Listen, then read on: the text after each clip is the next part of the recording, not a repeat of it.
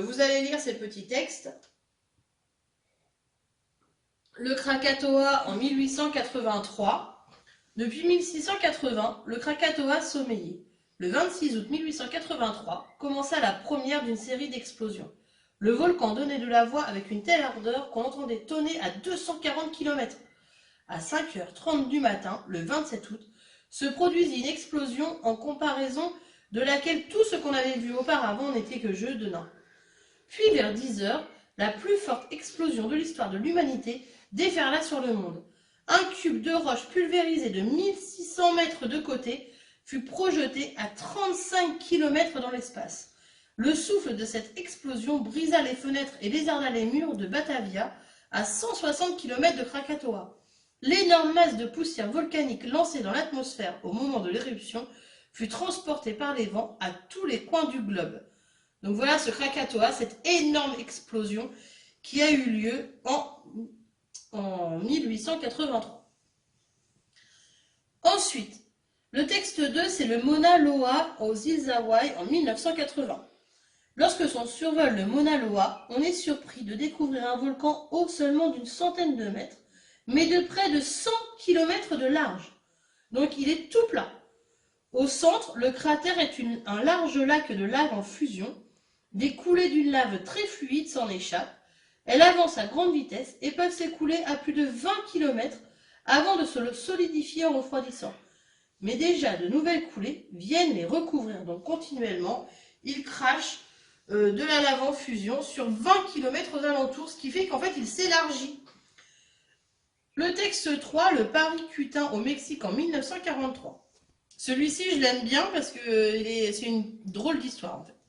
Un paysan indien, nommé Dioniso Pulido, labourait son champ tout près du village de Paricutin. Et là, il n'y avait aucun volcan. Il laboure son champ tranquille. Il raconte, c'était un samedi après-midi, je m'apprêtais à rentrer, mon fils a couru vers moi pour me dire qu'il avait entendu un bruit souterrain. Comme je parlais au bœuf, je n'avais rien entendu. Puis d'entre les sillons, je vis s'élever et onduler une colonne de fumée blanche, puis une autre et encore une autre. D'en bas venait un bruit horrible, comme si on débouchait quelques bouteilles géantes. Quittant tout, je m'enfuis. Arrivé à une certaine distance, je me retournai et vis une immense colonne de fumée noire. Le lendemain matin, à la place du trou, il y avait un cône volcanique de 8 mètres de haut. 6 mois plus tard, le Paricutin avait 500 mètres de haut. Vous imaginez, c'est d'un seul coup le champ transformé en immense volcan. Heureusement que ce paysan a eu l'esprit de partir en courant, parce que sinon il est au milieu du volcan.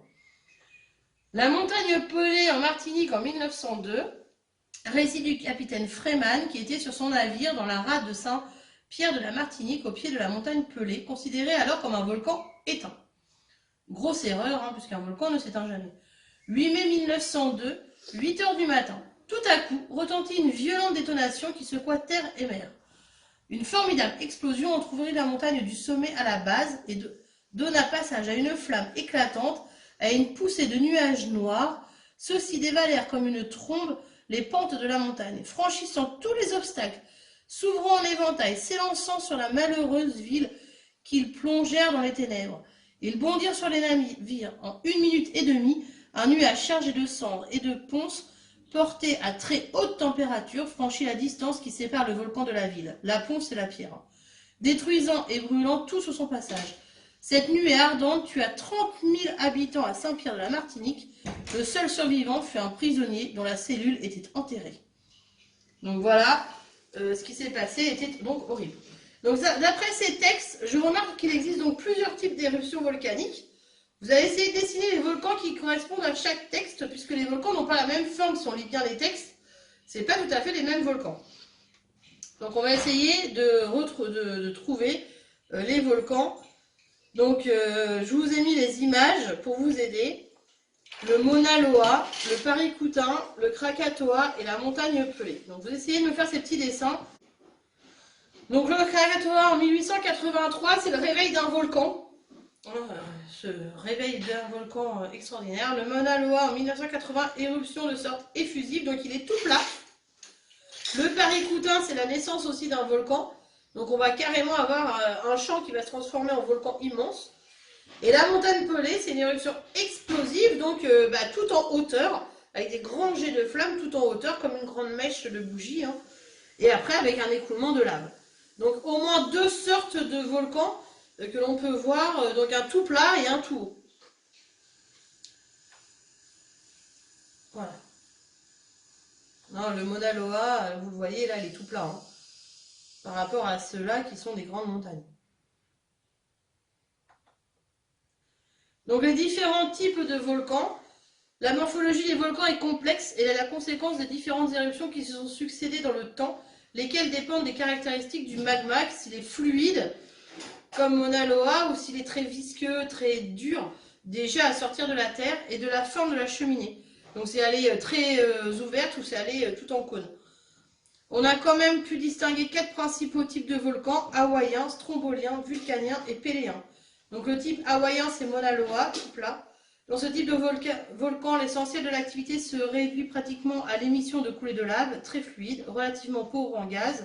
Les explosions sont peu fréquentes et s'accompagnent de rares projectiles.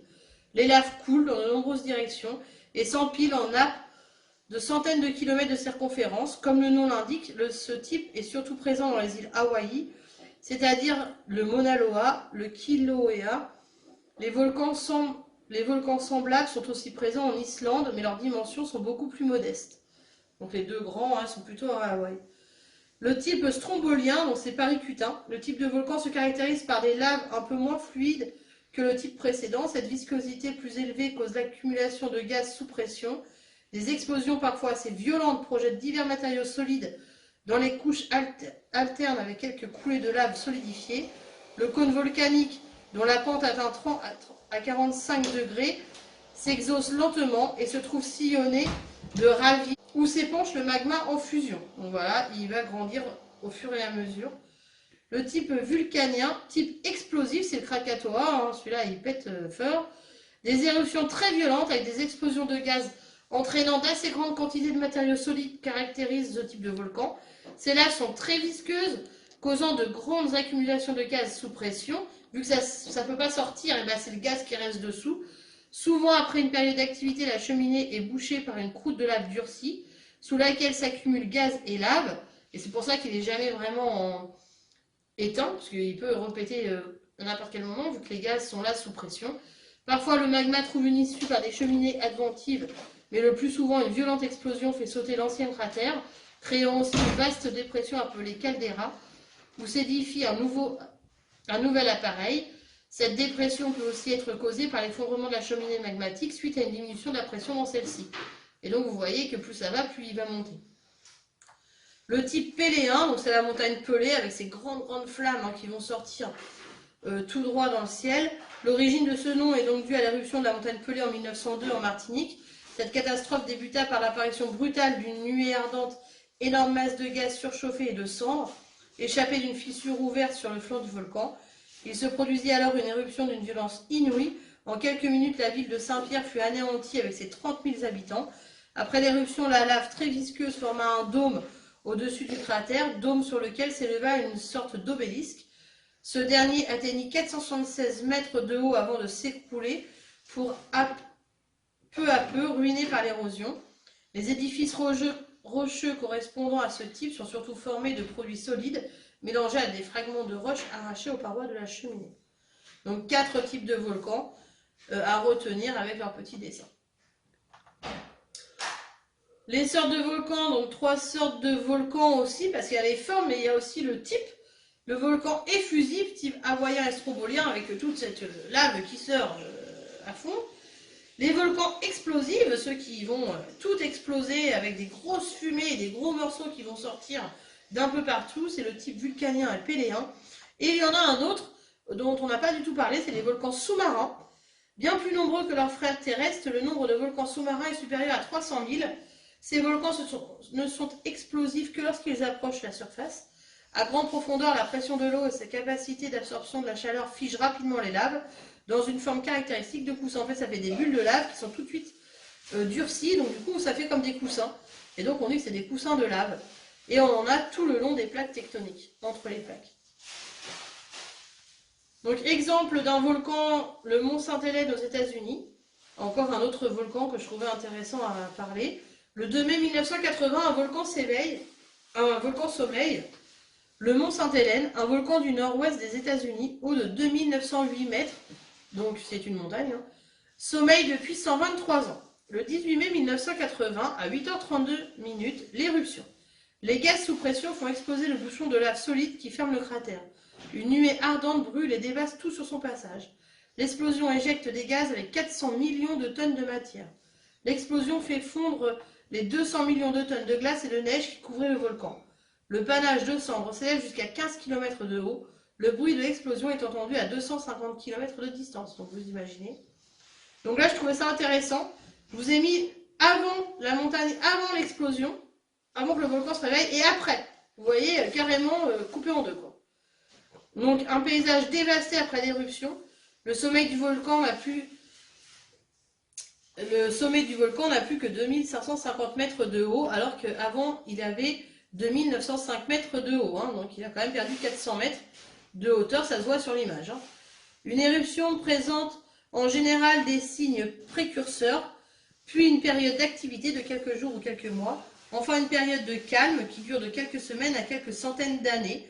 Aussi, il faut surveiller les volcans en sommeil car leur activité peut reprendre à tout moment. On dit qu'ils sont en sommeil, mais ça fait très longtemps qu'on n'a pas eu d'activité, pas de petits panaches de fumée, etc. Mais un volcan en sommeil n'est pas un volcan qui ne va pas pouvoir se réveiller un jour. Hein. Donc d'autres volcans, chez nous, en France, la chaîne du Puy, le Kilauea à Hawaï en 1977, son éruption. Donc celui-là, il est éteint normalement. Et celui-là, il est en éruption.